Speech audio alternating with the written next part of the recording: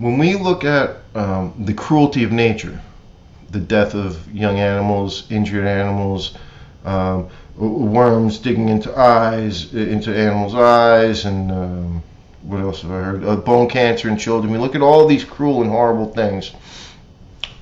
If we look at it in terms of nature, we can pull back and say, okay, well, these things seem cruel in these particular moments to us, but they serve a larger scheme of things. There's a larger order that's beyond our comprehension. And if we turned around and we tried to stop, all these predators and all this sickness, and we saved every single animal from having any kind of horrible death or suffering, what we would end up doing is we would end up causing a lot more harm than good, because we'd be upsetting this intricate balance that despite how horrible the suffering looks, it's actually a good thing when in terms of the totality of the natural order and what's best for the most animals. One injured animal or one young animal who gets killed by a predator, it's horrible for the young animal, but it's good for the predator, it's good for the scavengers, it's good for the soil, it's good for all kinds of organisms that this one other organism dies. And we kind of understand that when we're thinking in terms of nature.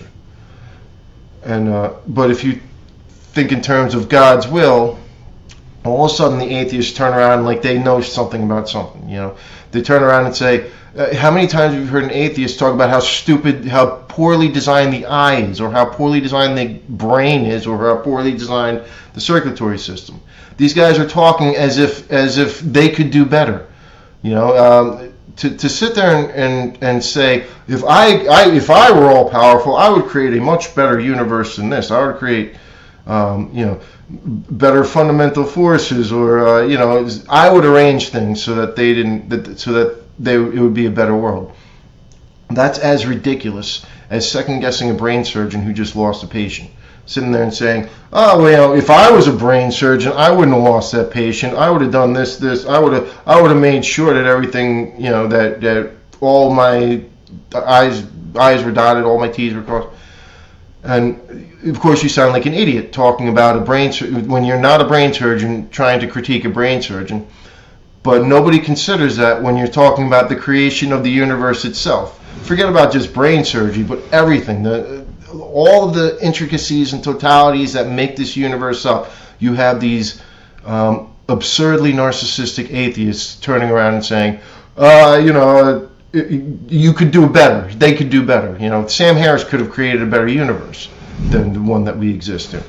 We should have just had him do it. We should have just had Christopher Hitchens and Richard Dawkins and Daniel Dennett all get together at a table and decide how to create the universe, because they would have done better than the actual creator of the universe, if there is one.